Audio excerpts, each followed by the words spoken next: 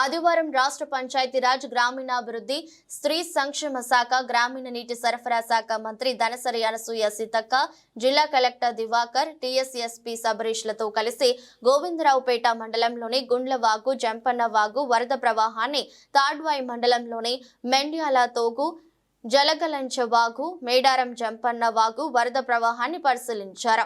ఈ సందర్భంగా మంత్రి దనసరి అనసూయ సీతక్క మాట్లాడుతూ ములుగు జిల్లాలో 26 సెంటీమీటర్లకు పైగా వర్షపాతం నమోదైందని, ముఖ్యంగా మేడారం తాడ్వాయి రహదారిపై గాలివాన బీభత్సానికి సుమారు 200 చెట్లు ధ్వంసమయ్యాయని, మరికొన్ని చెట్లు రహదారికి అడ్డంగా పడిపోవడంతో రవాణాకు అంతరాయం ఏర్పడిందని, వెంటనే జిల్లా కలెక్టర్ ఎస్పీ ఆధ్వర్యంలో చెట్లను తొలగించి రవాణాను పునరుద్ధరించడం జరిగిందని తెలిపారు। ఈ కార్యక్రమంలో DMHO doctor Alem Appaiah, DSP Ravinder, Tadvai tahsildar Ravinder, జాతీయ రహదారి ఇంజనీరింగ్ అధికారులు, సంబంధిత అధికారులు తదితరులు పాల్గొన్నారు। ములుగు నియోజకవర్గంలో ములుగు జిల్లాలో కానీ ములుగు నియోజకవర్గంలో కానీ చూసినప్పుడు నిన్న ఉదయం నుంచి కూడా మరి పెద్ద ఎత్తున వర్షము ఈ ప్రాంతంలో మొదలైంది। రాత్రి తాడ్వాయి మండలంలో మనం ఉన్నటువంటి బ్రిడ్జి కానీ ఈ జలగలంచ ఈ రూట్ కానీ అటు మేడారం కానీ ఇవన్నీ చూసినప్పుడు దాదాపుగా 26 సెంటీమీటర్ల పైగా వర్షపాతం నమోదు అవ్వడం జరిగింది। అయినప్పటికీ ఈ మొత్తం ఈ రోడ్ ఎంబటి అన్నీ కూడా చెట్లు దాదాపుగా 200 చెట్లు రోడ్ ఎంబటి కూలిపోతే మా కలెక్టర్ గారు, ఎస్పీ గారు, వారి యొక్క స్టాఫ్ అందరు ముఖ్యంగా పోలీస్ అధికారులు కూడా వెంటనే స్పందించి ఈ రోడ్డు బ్లాక్ కాకుండా మరి ఎప్పటికప్పుడు కట్ చేసి చెట్లన్నీ కూడా డైవర్ట్ చేసి ఈ రోడ్డును రాత్రికి రాత్రి 2:30 తర్వాత దాదాపుగా రోడ్ క్లియరెన్స్ ఇవ్వడం జరిగింది। అదేవిధంగా మా గతానుభవాలను దృష్టిలో పెట్టుకొని మన గతంలో వచ్చినటువంటి 2022లో వచ్చినటువంటి గోదావరి వరదలు, 23లో వచ్చినటువంటి జంపన్నవాగు ఇవన్నింటిని దృష్టిలో పెట్టుకొని ఈ సంవత్సరము మరి ఇటు కలెక్టర్ ఆఫీస్ నుంచి కానీ ఇటు పోలీస్ డిపార్ట్మెంట్ ఎస్పీ గారి నుంచి మిగతా శాఖల అధికారులం అందరం కూడా మాట్లాడుకొని ఒక 2 months బ్యాకే ఈ ఫ్లడ్స్ వస్తే ఎలాంటి ప్రణాళికలతో మనం ముందుకెళ్లాలని ప్రతి మండలానికి ఒక మరి ఈ అంటే ఫ్లడ్స్ మేనేజ్ చేసేటువంటి మానిటరింగ్ చేయడానికి ఒక ఫ్లడ్ మానిటరింగ్ కమిటీ లాగా మేము ఏర్పాటు చేసుకొని ఎంపీడీఓ గారు, ఎంఆర్ఓ, ఎస్ఐ ఇంకా మిగతా ఒకరిద్దరు అధికారులతోటి 5 members తోటి ప్రతి మండలానికి కమిటీ వేసుకున్నాము। తర్వాత గతంలో ఎక్కడెక్కడైతే మాకు వరదలు ఎఫెక్ట్ అయినాయో ఆ ప్రాంతాలన్నింటిని కూడా ఎప్పుడు వర్షం వచ్చినా ఇటు కలెక్టర్ గారు, ఎస్పీ గారు ఇద్దరు సమన్వయం చేసుకుంటూ ఆయా ప్రాంతాల్లో వరద ప్రాంతాల్లో వెంటనే మరి ఆ ప్రజల్ని అప్రమత్తం చేయడం, గ్రామస్తులకు అవేర్నెస్ చెప్పుకుంటూ అక్కడ ఒకరు కాపలా పెట్టడం, ఇటు పోలీస్ నుంచి కానీ ఇటు రెవెన్యూ నుంచి కానీ మనుషులను పెట్టి ఎప్పుడు ఎట్లాంటి ప్రమాదం వచ్చినా వాళ్ళను సేవ్ చేయడం కోసము ఎప్పటికప్పుడు మేము ప్రణాళిక చేసుకుంటున్నాము। రాత్రి కూడా నిన్న కూడా మా ఇక్కడటువంటి మా యంత్రాంగం అంతా మరి ముఖ్యంగా వాగులు కూడా మనం చూస్తుంటే వాగులు మనకు ములుగు ఏరియాలో కానీ రాష్ట్రంలో కానీ పెద్ద ఎత్తున వాగులు ఉన్నాయి।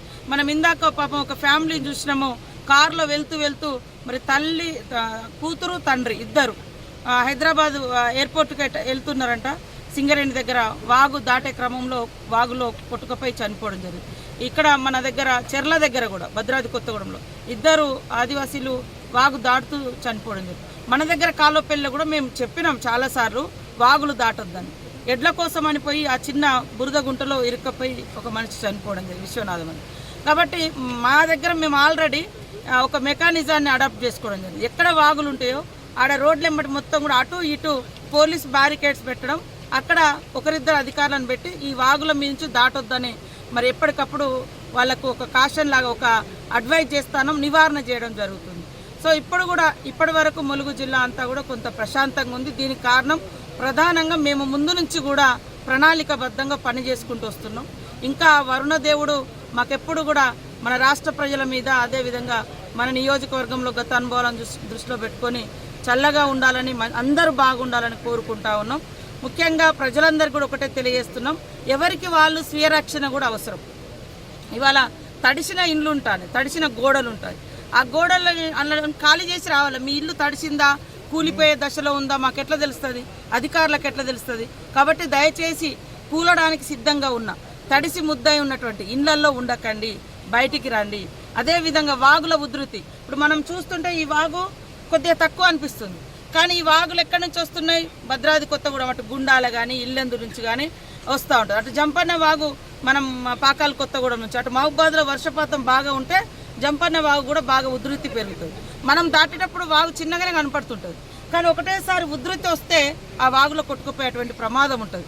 కాబట్టి అక్కడ పోలీస్ అధికారులు పెట్టినటువంటి కానీ కలెక్టర్ గారు పెట్టినటువంటి మనుషులు ఎవరైతే అధికారులు ఉంటారో వాళ్ళు చెప్పినట్టుగా ఈ ప్రయాణికులు కొంచెం సూచనలు పాటించాలని కోరుతా ఉన్నాం. ఇప్పుడు కొండపర్తిలో కూడా ఒకేసారి ఒక రకమైనటువంటి గాలి వచ్చింది. గాలి వచ్చి కొన్ని ఇండ్లు లేచిపోయినాయి. తర్వాత తాడ్వాయి నుంచి మేడారం పోయే దారిలో దాదాపుగా 200 చెట్ల వరకు నేలకు ఒరగడం జరిగింది. అవన్నీ కూడా మా పోలీస్ అధికారులు, కలెక్టర్ గారు, ఎస్పీ గారు ఇద్దరు సమన్వయంతో చాలా హార్డ్ వర్క్ చేయించి అవన్నీ కూడా తొలగించడం జరిగింది. అందుకనే రాష్ట్ర ప్రజలకు కానీ జిల్లా ప్రజలకు కానీ ఇక్కడ మన ములుగు నియోజకవర్గ ప్రజలకు కానీ ఒకటే తెలియజేస్తున్నాం, వర్షాలు వచ్చినప్పుడు మన పద్ధతిలో మనం జాగ్రత్తలు తీసుకోవాలి. అధికారులు ఇచ్చేటువంటి సూచనలను కూడా మీరు పాటించాలని కోరుకుంటూ ఈ రోజు వరకు ములుగులో నిన్న ఒక పిడుగుబడి మరి ఒక మనిషి చనిపోవడం జరిగింది. అదేవిధంగా పశువుల కాపరి అటు బయటికి వెళ్తూ అక్కడ ఉన్నటువంటి గుంతలో మరి బురద గుంతలో ఇరుక్కుపోయి చనిపోవడం జరిగింది. ఇవి కూడా వారిని కూడా మేము తప్పకుండా ఆదుకుంటాం. అదేవిధంగా ఎక్కడైతే ఇండ్లు కూలిపోయినా ఇప్పుడు కొండపర్తి కూడా ఒకసారి సందర్శిస్తాం.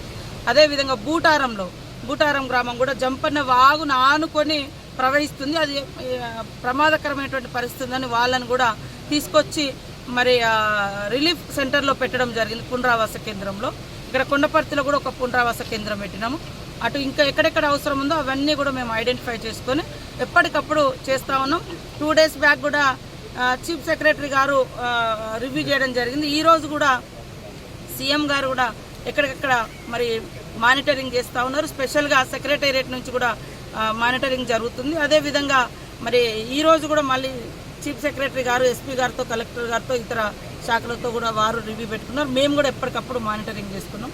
ఏది ఏమైనా ఇలాంటి దురదృష్టకరమైనటువంటి పరిస్థితులలో, ఇలాంటి ఒక పెను విపత్తులో ప్రతి ఒక్కరూ రాజకీయాలకు అతీతంగా అదేవిధంగా మానవతా దృక్పథంతో ఎక్కడ ఎవరికి ఏది అవసరం ఉంటే అలాంటి సహాయ సహకారాలను మనం అందిపుచ్చుకోవాల్సిన అవసరం ఉంది.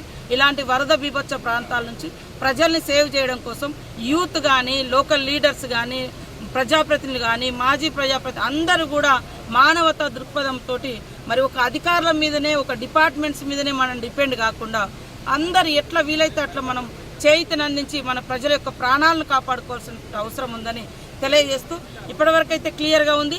రాబోయేటువంటి సంవత్సరంలో జలగలంచె వాగు కానీ, గుండ్ల వాగు కానీ, అదేవిధంగా కటక్షపురం మీద ఉన్నటువంటి వాగు కానీ, ఈ నేషనల్ హైవే 400 కోట్లు ఇప్పటికే శాంక్షన్ చేయించుకున్నాం. ఈ 400 కోట్లలో ఈ బ్రిడ్జిలన్నీ కూడా తొందరలోనే కంప్లీట్ చేస్తాం. రాబోయే కాలంలో ఇలాంటి ప్రాబ్లం రాకుండా మన ప్రభుత్వం చర్యలు తీసుకుంటుందని తెలియజేస్తాం.